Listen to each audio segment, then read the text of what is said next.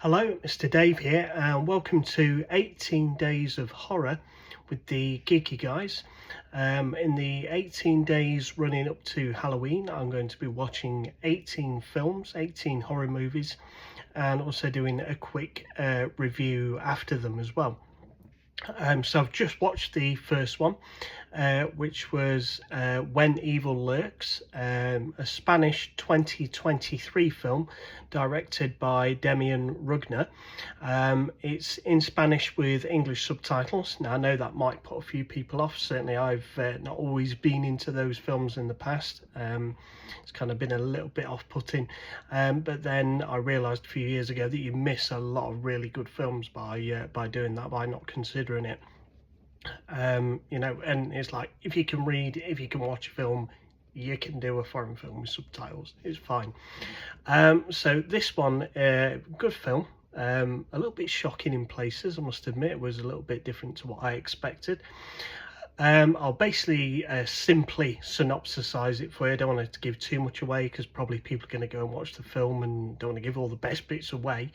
But it basically centres on these rural farmers, rural farmland in Spain.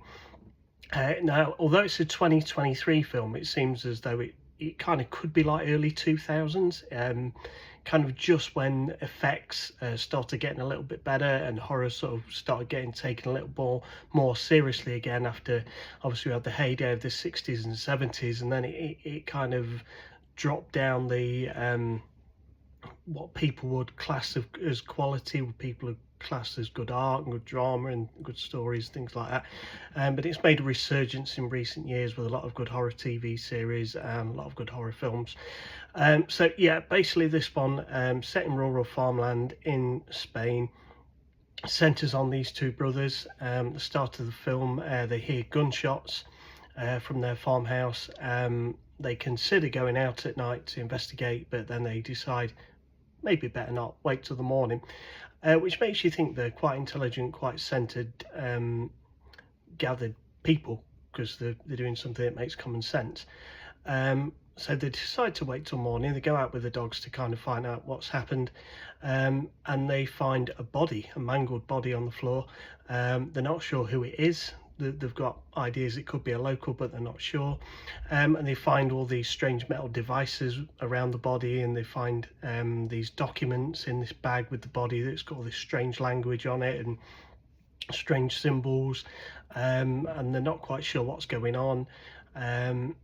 They wonder whether it's a wild cat attack, but it seems a little bit different than that. But they do find amongst the paperwork a document with a picture of a Mexican lady that lives nearby that they know, so they know it's kind of something to do with her, and this is why this happened. And so they go over there. I don't want to give any much more away than that, but basically evil quite literally physically seeps into the ground, and things start going a little bit to crap for everybody in that area. Things get a little bit awful. There's some moments in there that are a bit shocking, there's moments that are a bit disgusting, there's kind of bits where you go, oh, they wouldn't do that, or oh crap, they have done that.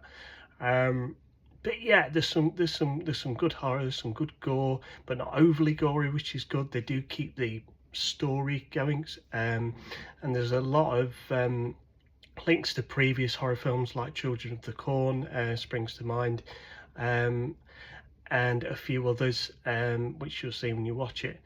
But basically the other thing I like about it as well is some interesting social commentary in there about the fact that churches are dying out, that congregations are dropping in size. There's not so many priests and vicars, demonologists and exorcists as there used to be, not as many experts. So they have a play on that. They also have a play on how cruel and evil kids can be when they get in a group, and how easily led they are, and how their minds work at that age. So that's very interesting social commentary.